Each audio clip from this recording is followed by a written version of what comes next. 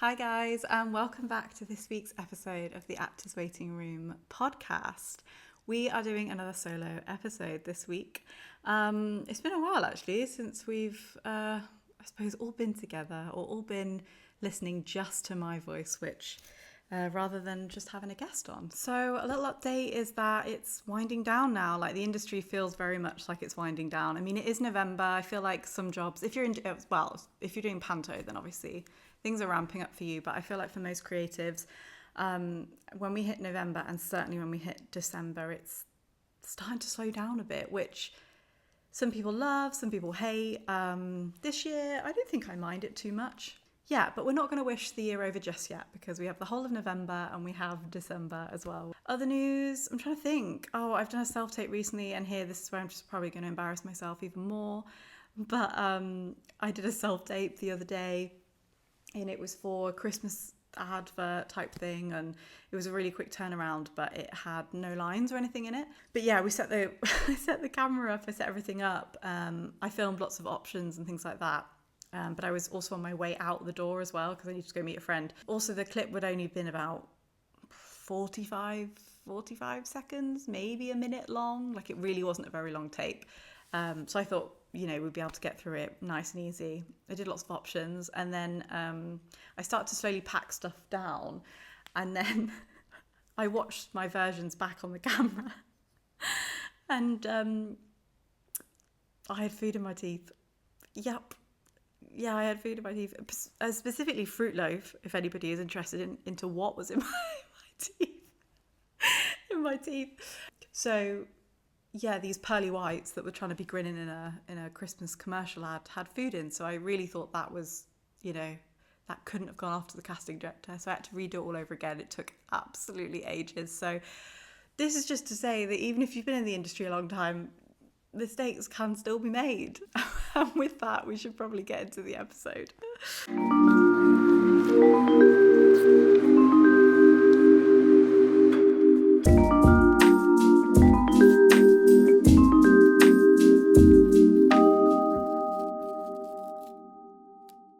So as it's been Halloween recently, I've been watching a lot of Halloween-y films, obviously thrillers, a little bit of horror. I don't watch too much horror because I would have nightmares for weeks if I started watching The Conjuring and Sinister and things like that. But but it gave me the idea to sort of examine and look at these villainous characters and morally grey performances that we see in film and TV. So in other words, I'm going to talk about some of my favourite villainous characters and try and break down how the actor performed them. It's quite an ambitious episode, but I've had a lot of fun sort of researching and just deep diving into some older interviews of some famous sort of villainous characters that we all know and love. But yeah, it's been good for my sort of knowledge on building characters or analysing other people's performances, and hopefully I'm going to be able to explain what that's like, or how somebody has done it rather. Firstly, I want to say that villainous characters have become a very trendy thing in film and TV now. Like when I was growing up, horror films or villainous characters were kind of their own separate thing, and you never really used to hear from the villain's point of view. But nowadays we're having a lot of TV and film created where we see everything through the eyes of this character. So for example, obviously the iconic Joaquin Phoenix has done Joker, which is honestly fabulous and is worth mentioning in this episode because he's honestly fantastic at how he portrayed him. But we get to see the breakdown of why the Joker became the Joker. Same with You, the series called You, with Penn Badgley playing a awful serial killer. He plays the serial killer that preys on these women, but he stalks them first and then he ends up killing people and all this stuff. But I think what's interesting about that specific series is that you watch it kind of rooting for Joe. It's Joe Goldberg, I'm pretty sure that's the main character's name. You kind of end up rooting for this character, which I find really interesting. Because you kind of want him to keep getting away with it, but that's so not what you should be thinking as an audience member. So we're having a lot more exploration of these types of characters now, which is amazing. And is obviously hitting big time because people are loving it. So another thing as well is that, like, why do actors love playing these morally grey or villainous characters? And there's so many answers to that question. I think we, as actors, you love to explore that side of things. One, because you don't get to very often. Two, you often get to make some very sort of outrageous, I won't say outrageous, but very playful, different choices than to playing maybe like, you know, the standard girl next door. She's not going to go and, you know, do all these really extravagant things. Also, another reason is to get across enough of the message. You know, like if you're portraying serial killers, obviously the message is going to be perhaps why the justice system failed, or really honing into the lives of the victims and how it's affected them. And so that's really important as well. And so it's interesting why actors play different parts depending on the reasons, I suppose. And I was watching a interview that had a lot of Hollywood actors in, one of them including Pedro Pascal, and he was saying about when he tries and tackles sort of like such a big, emotionally challenging role, you know, how far does the actor go into that? And he said something really interesting of saying, I try not to romanticize the process.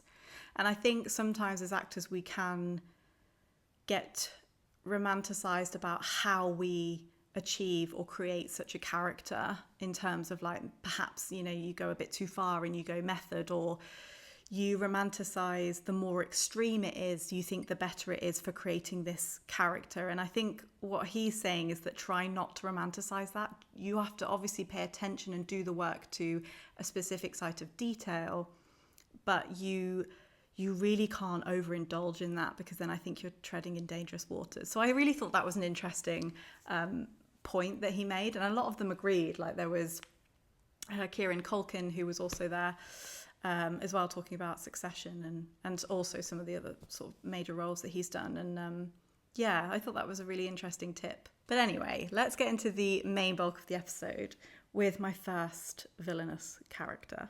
The first one I have, I'm going to get my notes up because I made so many notes on this. I have to be careful that I'm not going to go off on a bloody tangent. So the first one I have is a very obvious one, and I do appreciate that, but I think it still has to be mentioned and it still has to be analysed. So the first one is Christopher Waltz in Inglourious Basterds. If you haven't seen Inglourious Basterds, you need to. It's a fantastic film. It's written and directed by Tarantino movie. Yeah, I say this because I have a lot of girlfriends who we all like to watch film and stuff, and I've always said like Inglourious Basterds, and none of them have watched it, and I find that really, really surprising because it's such a great film.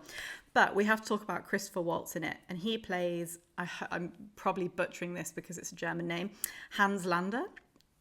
It's probably the most English worded thing I've ever said in my life. But yes, he plays Hans Lander, who is a Nazi who basically hunts Jewish people. And they're in Nazi-occupied France at the time during World War II. The story follows basically kind of two storylines, and then they join into one. There's a plan by these US Jewish soldiers that are planning to assassinate the Nazi leaders, and they have like a special group, I suppose, of talented soldiers that are going to go undercover in this, you know, in this scenario. But it also coincides with another storyline of this French Jewish woman who also wants to plan a revenge, and she runs a theatre. The plans sort of merge together towards the end and create this very big dramatic final ending, which is just fantastic. So that's kind of the plot, and it's a very famous film, so I feel like lots of people will already know this plot. But the first thing that I need to talk about is just his presence on screen. Like it's just incredible, and he is so unnerving in this role because he just has this amazing presence when he walks on screen, and you can feel it as an audience member. One of the really clever things that he does is that, you know, physically Christopher Waltz is not a very big, over-intimidating man. It's not like he has loads of muscles and things like that. And there are characters along the way, including this sort of farmer that is hiding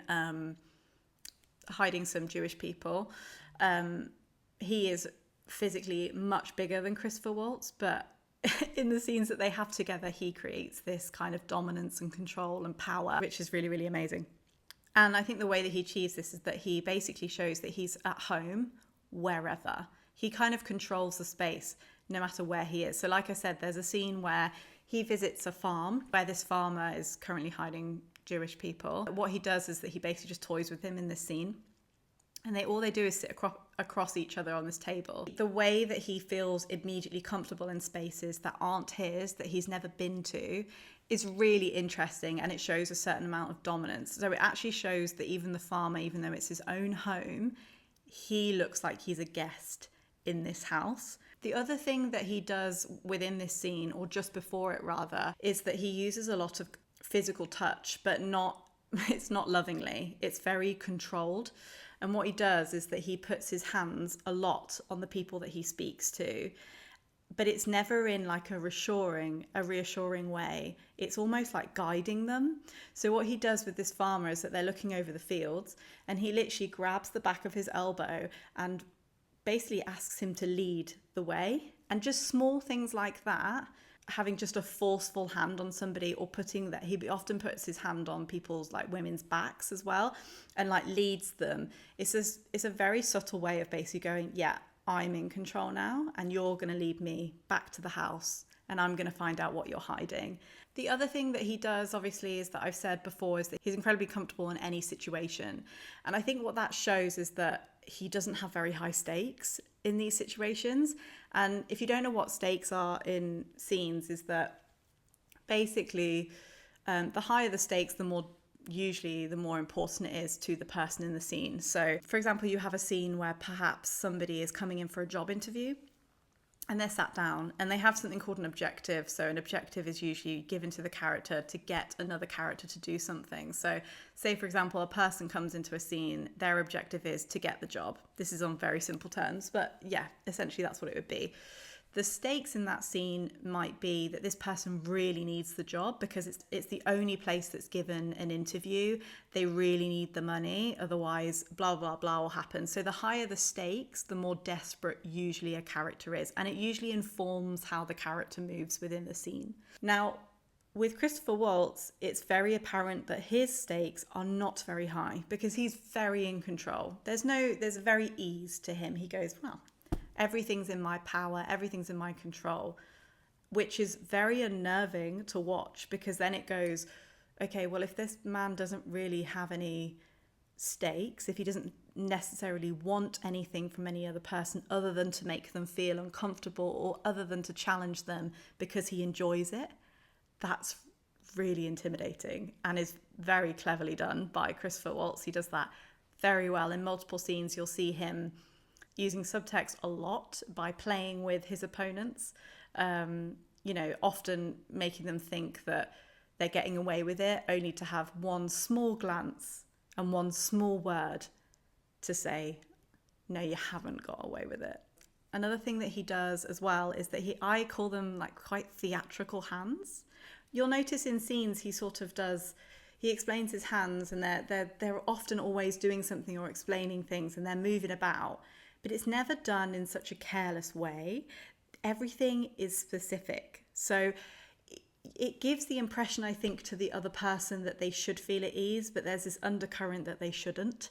And so he overuses hand gestures to explain things, but you don't be fooled in thinking that they're sort of generic, messy hand gestures that have no point. Everything to this character has a point.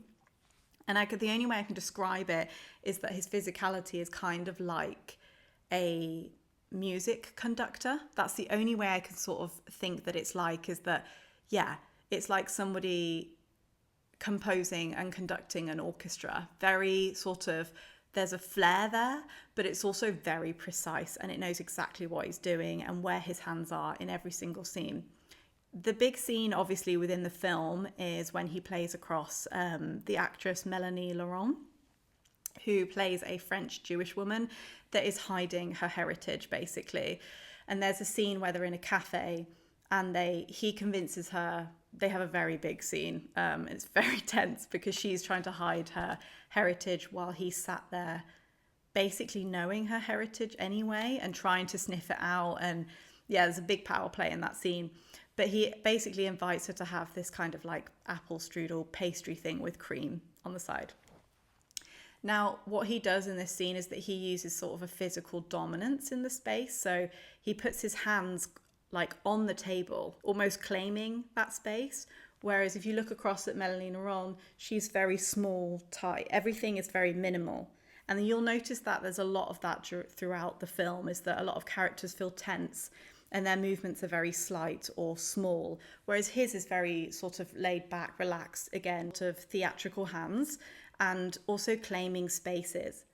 Another thing that when he eats in that scene, everything is so precise. So if you look back, there's a theatrical flair to the way that he even eats, but you can bet that it's all thought out where he looks, where he puts, even when he puts his glass down, it's prolonged and it's twizzled and it's put on that place for a reason. Everything has a place on that table, his cutlery, glass, what he's drinking from. And again, he uses his hands in this scene when basically the waiter has forgotten to give cream on the side of the pastry. And he's basically saying you cannot have cream, you can't have the pastry without the cream because it's not the correct way to eat it, because blah, blah, blah. But actually what it is saying you will eat it the way that I think that you should eat it. And there's a control there as well, which is really interesting. And he uses his hand as well, where he puts his hand up and he goes, wait for the cream. And it's not done in a way that's, oh, just wait for the cream, it'll make it taste better. It's the experience that you're thinking. It's, no, you will eat it how I eat it. Yeah, it gives you the chills. It's such a powerful, powerful scene. He also in the scene has a lot of prolonged eye contact, and his eye contact is very knowing. So it makes you think that, because in everyday life as well, people don't look directly at each other. The eye contact is never prolonged because a lot of people don't like prolonged eye contact. It's a confidence thing. Lots of people look down or they'll look to the side when they're talking. And you'll notice in more sort of naturalistic scenes on TV, they're barely usually looking at each other. Only in love scenes or intimidating, powerful play scenes do they do that. And he has a very extended amount of eye contact with her. And she's looking around the table, trying to look at anything else but he's literally going, I'm going to look at you as long as it takes, because he enjoys making people squirm. So it's very, very well done. Another thing that is also uber specific is even his diction. His diction is like crystal clear. And I think that's a really hard thing to do when there's in the industry, like a lot of people try and neutralize their accents, or they did used to. I think it's more celebrated now, but if you had quite a strong accent, you would try and dull it down to make sure that it can be heard and received well by your audience members. However, what you're doing is you're washing away some of that authenticity in your voice. So what he does is that he manages to keep his German accent, German/Austrian accent, because that's where he's from originally. His accent is still crystal clear, but his diction is precise as well. Like, that's precise. Like, you can hear it. He uses the T sound overly. You can hear every single syllable in everything he says. And that also shows a sense of like control in a situation, because number one, it shows intelligence, but it shows he has everything in his power. Everything is crystal clear to you because he's explaining it to you. Sometimes in a bit of like a mansplaining way, but other times it's because that's just the way that he speaks and everything is immaculate and perfect. It's very interesting. When I was looking back at some of the interviews that he'd done over the years after just filming the role, he said a lot of his influences by the practitioner Stella Adler, which I thought was really interesting. And he never overlooks the simplicities in the scene, which I think is something that is very easily done, particularly when you want to play such a big character like villainous characters are. They are quite big, and you can get wrapped up, I think, in the deeper emotional challenges rather than what's just in front of you. And he mentioned that Stella Adler would say that you should always, the first thing that you do when you receive a script is you research the first couple of words. And the first couple of words for him were Quentin Tarantino. So he said, it said Quentin Tarantino, Inglourious Basterds on his script. And he said, right, so the first thing that I'm going to start with is I'm going to start with the director and writer's name. And so therefore he said he watched back so many of his films, and he said from that way then I can adapt my performance to the style of the director rather than the other way around. And that's how he said he got the job. Another thing is that the scene that I spoke about before in the cafe with Melanie Laurent and Christopher Waltz, he said, he said again, he looks at sort of the first things. So kind of what Stella Adler is saying is that make sure that you're looking at the whole scene and not just the events at what happened. So he looked at the scene, he goes, what's happening first? There's a man and there's a woman. That tells us something. Another thing is, it's an older man and it's a younger woman. He said there's already a power play there, already, without you actually having to do anything as an actor. Just the visual sometimes is enough. And I think it means that sometimes we don't overplay certain actions and that we don't overplay certain scenarios, because actually the visual of seeing that scene, even the visual of saying, wait for the cream, and you have this awkward moment, this awkward silence where he's just sat there enjoying it, waiting for this waiter to put this cream on her plate, and it feels like time has stopped. It's so tense when you're just watching this waiter put cream on the side of their plates, and then he eventually goes, and she's sat there squirming. So yeah, it's really interesting to basically just look at the whole wider picture and not just delve into the great bits that you love in your scenes and to overindulge into those things. And I think that's what makes him an incredibly natural actor as well. So yes, top tier. Very, very happy to speak about Christopher Waltz, and will always do, because he's fantastic in Django Unchained as well. He's great in that. Okay, my next one is, I'm going to have to wrap these up much quicker because we've got a few to get through. But anyway, the next one is Notes on a Scandal. Judi Dench plays Barbara, the character called Barbara Cavett, I want to say. She's fantastic in this film. And I know everyone raves about Judi Dench. Obviously, she's fantastic. But her in this film, I think is like the best thing that I've ever seen her in. I honestly, truly believe that. Like, I just think that the film is fantastic in itself. It's also got Bill Nighy in, it's got Cate Blanchett in it. Some really, really big names.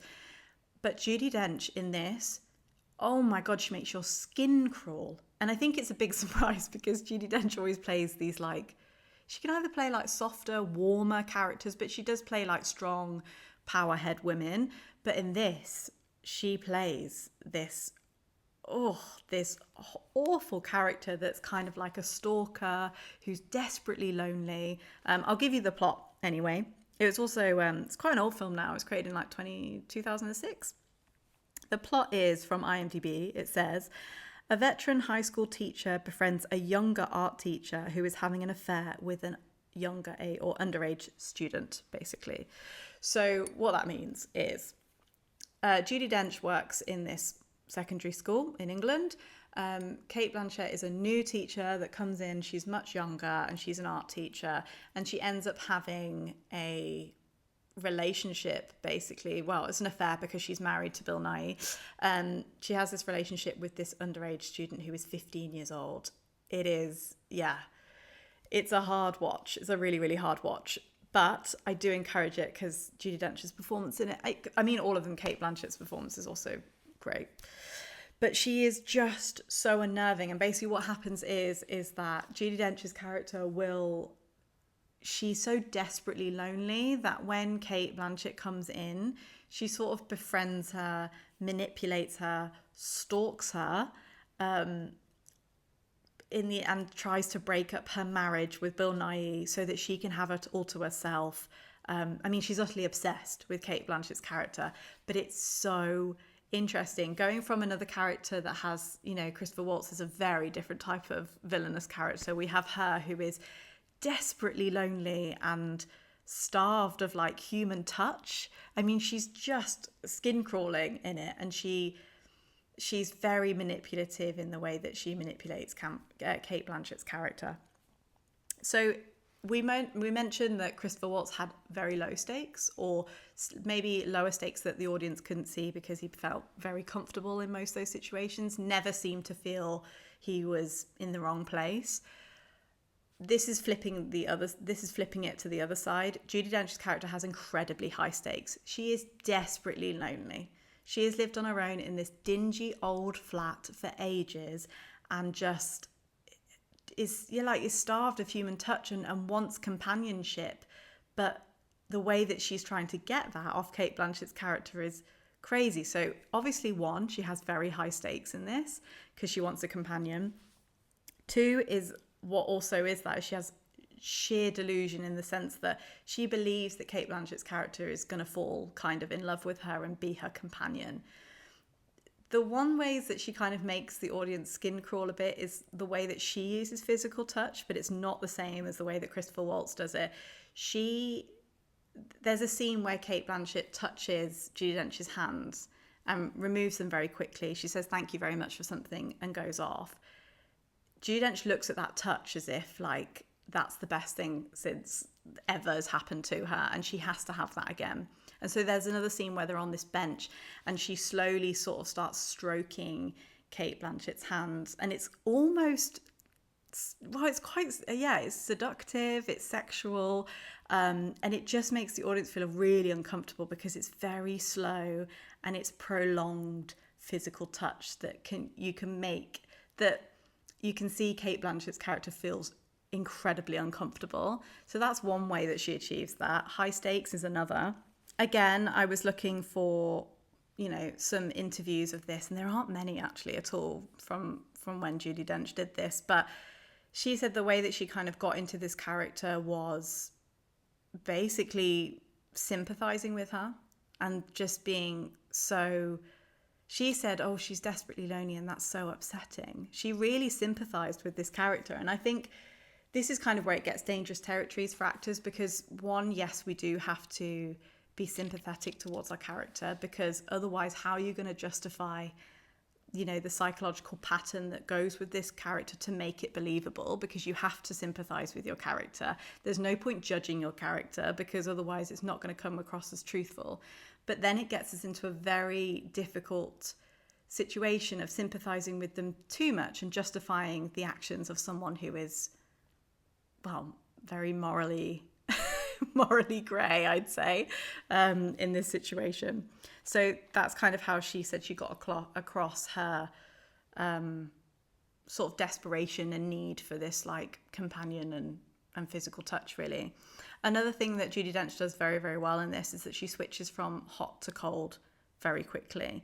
So in some scenes, she is this very she appears a weak, frail old woman that wouldn't ever hurt a fly. And then in another situation, she's literally grabbing Cate Blanchett's character in like desperation. And she's she's very aggressive and she's very volatile with that. And this like hot and cold nature puts not only the other characters in the scene on the back, on the defensive, but us as an audience, we also go, oh, we don't know where we stand with this person. And having someone be very hot and cold all the time is incredibly off-putting. And for a person, you feel very unnerved in their presence, really. And as an audience member, you just go, oh, you just don't know what she's going to do. My last thing on this performance, I'd say as well, is that Judi Dench she's included kind of like a childlike, immature nature to this character as well, which is really interesting. So her tone of voice often goes a bit higher and sort of air-like, which is kind of like a child's. It's very strange and it's also very like unnerving.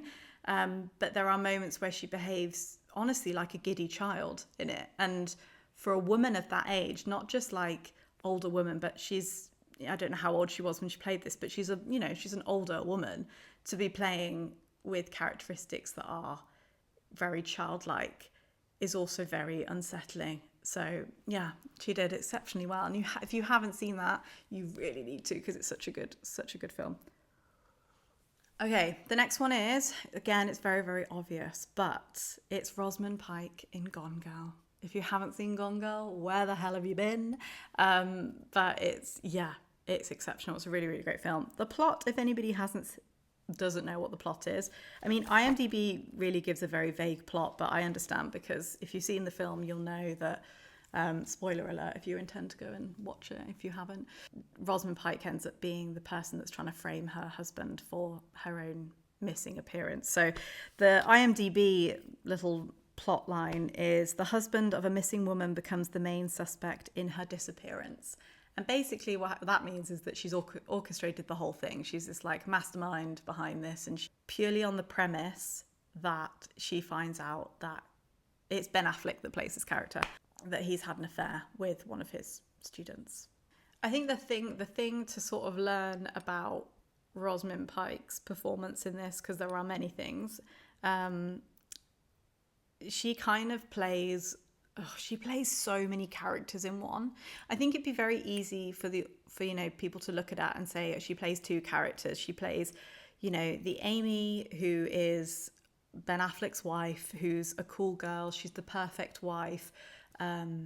She's the daughter of parents that have fictionalized her childhood into books, and they are childhood books. Amazing Amy is a thing that her parents keep creating, and is very famous, and she can be seen as this sort of person who's, this perfect person, basically, and obviously attracts the attention of Ben Affleck's character. And then you could also say that the other part of her is her true self, which is obviously narcissistic, violent, generally.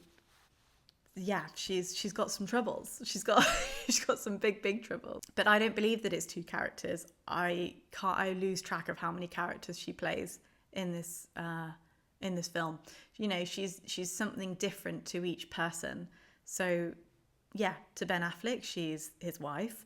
To the neighbor across the road, she is a victim who's having a terrible marriage. But doesn't really give her too many details, but just makes her aware that she's unhappy. To the police, she is someone who is survived domestic abuse by the hands of her husband.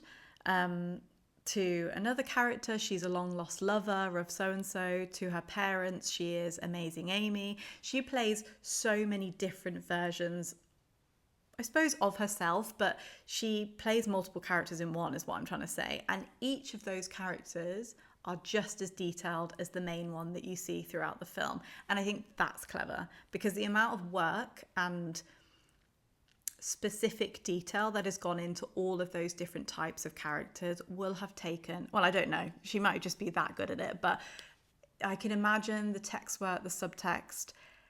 That's a very daunting job, and she did it exceptionally well. Like, she's amazing. The one thing that she does do very, very well is that you can see her inner and outer characteristics. If you don't know what inner and outer characteristics are, basically you have a characteristic for what goes on the inside of a person, and you have the characteristic of what goes on the outside of the person.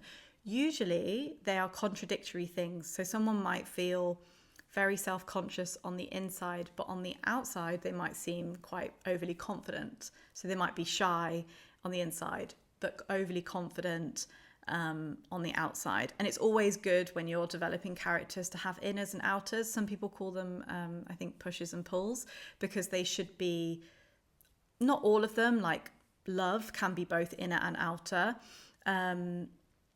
It depends on the situation of the character, but it's always a good idea to have ones that sort of are opposites, because then they create like this sort of tension, which is usually kind of how human beings are all the time. Because in lots of different situations, we might feel one thing on the inside, but we will behave probably very differently to the outside viewer. It's how you create 3D, real, truthful characters. And I think she does this exceptionally well.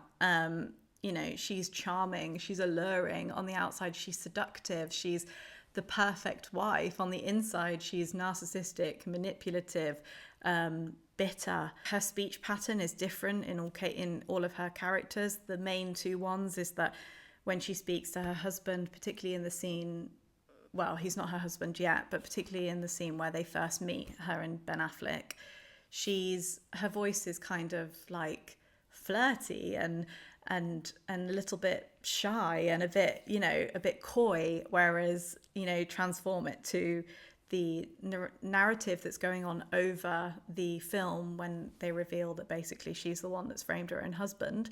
Her voice is completely different. It's got a deeper tone. It's slow, it's articulate. It's just very, very, it's very, very different.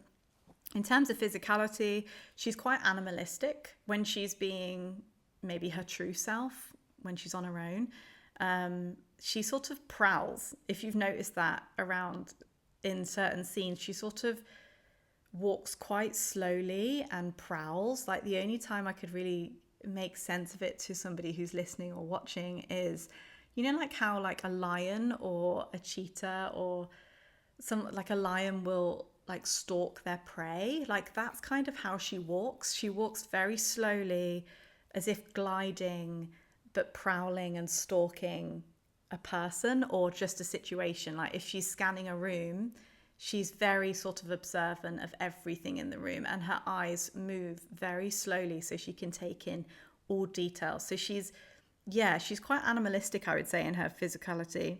There's also a similarity is that to Judi Dench's character, that she's also quite childlike. She likes playing all these different people. It's like dress up for a child. She likes to play lots of different versions for herself.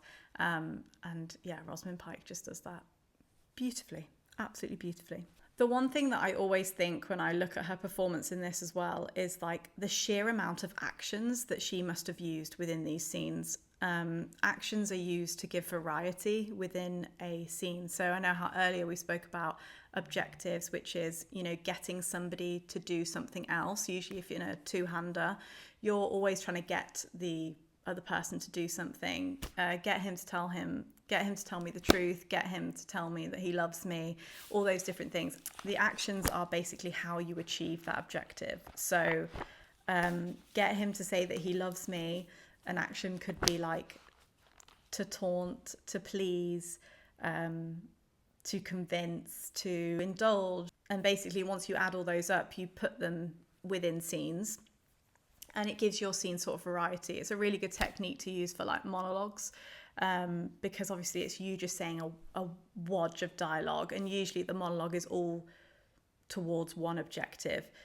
One end point. That's the whole reason why you start to monologue, is because you're kind of trying to convince or tell somebody this entire thing using all these words, and it gives variety. And I think when you watch her performance, I just think about the amount of actions that she plays on each single line. If you notice, she plays so many within each scene. It's really clever and it's really hard work.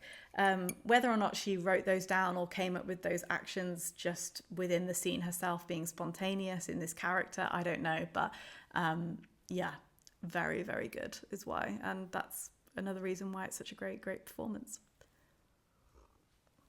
Okay, my last one is Evan Peters in Dahmer, the TV series Dahmer. Evan Peters plays Jeffrey Dahmer, who was an infamous serial killer in America. We had a lot of victims. It was awful. The TV series is really hard going. It's a tough watch. It's a really, really tough watch.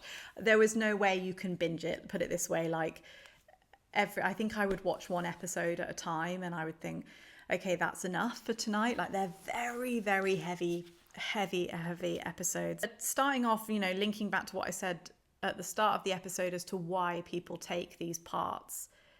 I did a lot of research into why Evan Peters took on such a mentally challenging role, I would say. And the number one thing is that he said, I wasn't going to play any more villainous characters because Evan Peters has done a lot of disturbed characters, particularly in American Horror Story. It's that he goes, I wasn't going to do any more, but Ryan Murphy, the director of actually both American Horror Story and this, said, just read the scripts. And I think the reason why he wanted to do it was to show how the justice system failed in America when trying to catch Jeffrey Dahmer, and they didn't catch him quick enough, unfortunately. And all sadly, these victims were, found and discovered later, which is awful. And that was sort of the main reason why he wanted to take on this big role, because, as I said with Judi Dench's character, she said that she sympathised with her character. To some extent, Evan Peters is going to have to sympathise and justify why, as Jeffrey Dahmer, why he did the things that he did, which is so hard to do as an actor, considering that I would judge this character massively, and you're not supposed to judge your characters, and that's a really tough order when you're playing someone this villainous, like just awful person, just an awful person.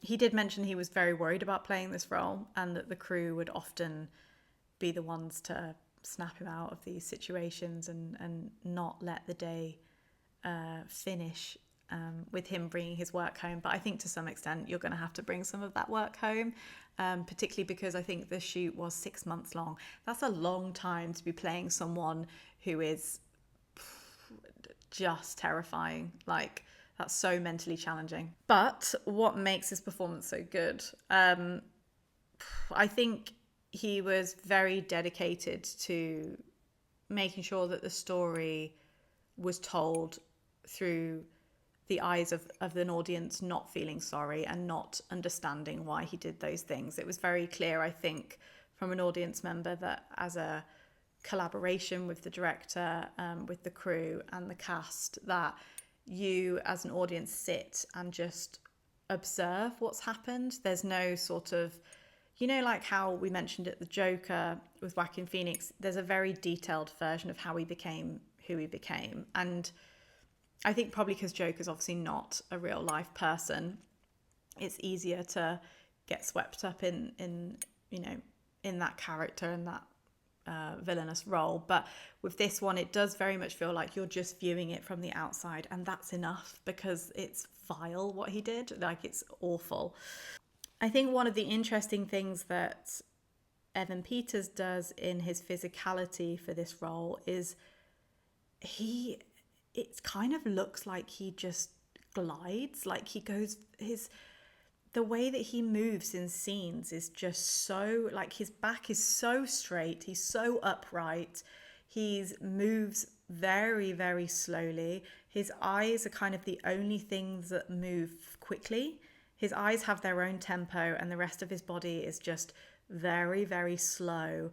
And almost dreamlike, aloof, docile. Like, it's weird. And I think what, Evan Peters does very well is that all this work and inner monologue, you must have this inner monologue obviously going on through this character's mind, is very detailed, because these eyes are very active. The eyes that he has they're always thinking and doing something, and you can see all that work really that Evan Peters does, which makes it so cringeworthy to watch, I think. He did say that when he was preparing for the role, he would often hold or attach weights to his hands, just so that he could get this incredibly straight back and not use his hands so much. And it's very clear when you watch the show, he doesn't use his hands to explain things. They're always pretty much pinned to the side of him. So that's obviously the physicality that he wanted for that. And it works because it's unnatural. People do sit and adjust and move around, and people do from time to time use their hands to explain things. He doesn't. Everything is pinned to his side, and the way that he moves is odd. One similarity that I did think that was strange, and not strange but interesting about his physicality, was within the first couple of episodes you see Dahmer going to a retail store and basically like stealing one of the male mannequins, and he brings that back and I'll leave it there, does some weird things to these mannequins. But what I did find was very interesting is that Evan Peters' physicality kind of matched ones of a mannequin almost. And I don't know if that was intentional or not, but it seemed that way to me, that he seemed so upright, so straight, so non-human. It reminded me of a mannequin. And I wondered if maybe that was,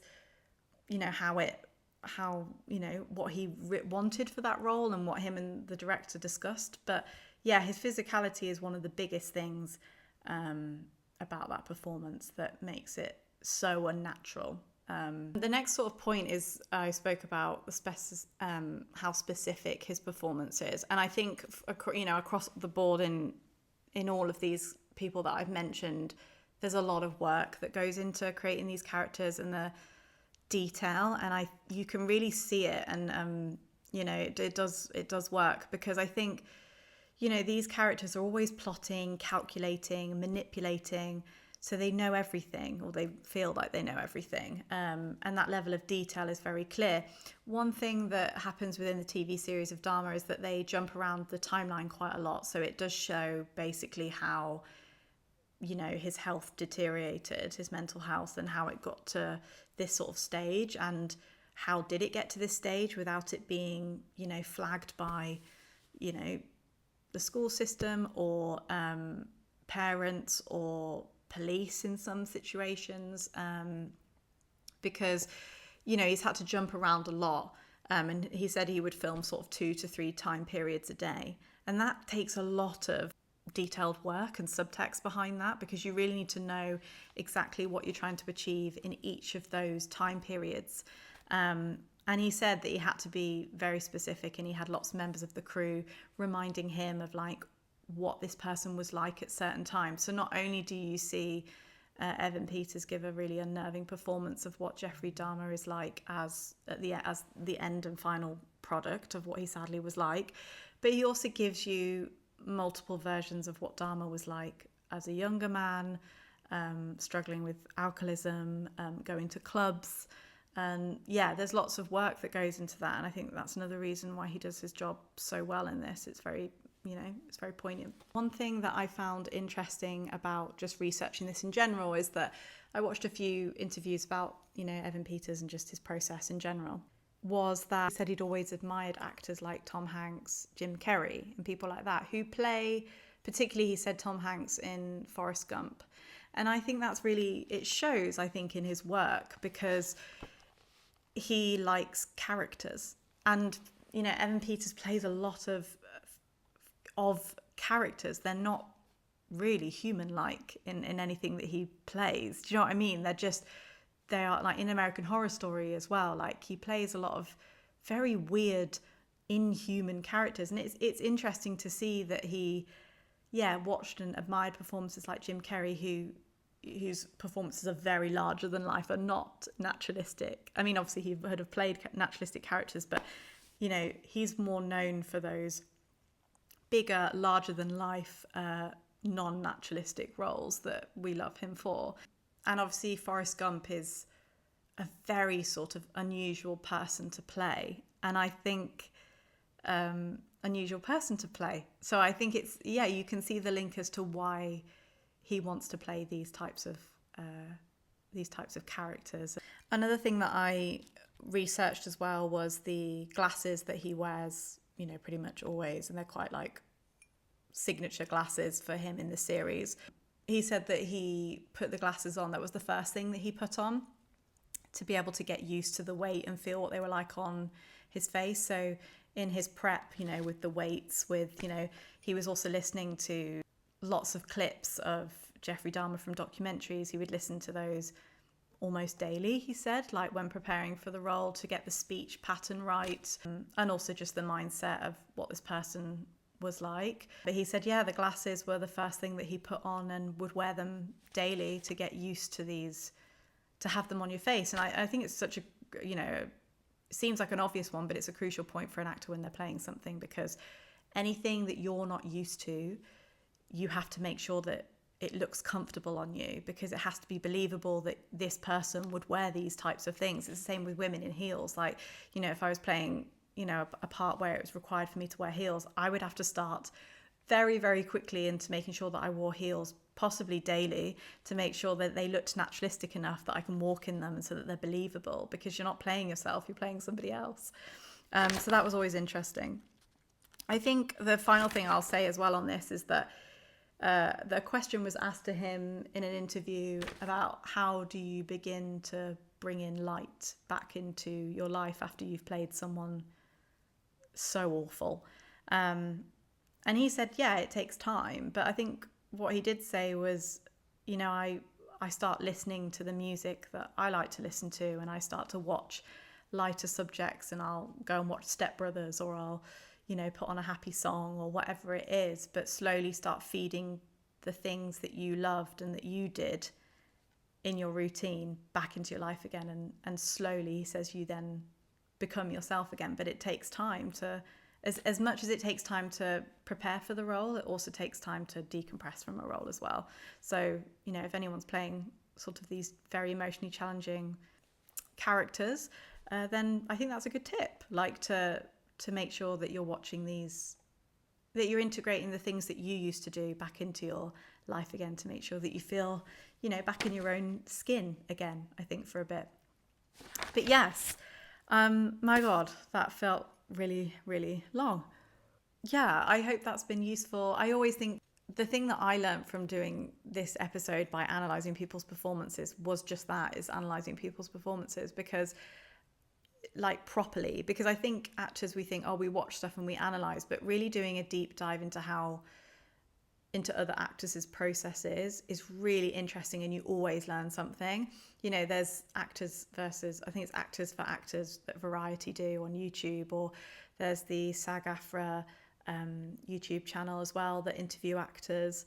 I always think it's really good to look at them when they analyse their role in real depth, because it always gives you ideas on how to play, you know, roles. And in this case, really complex, hard roles, like not easy roles.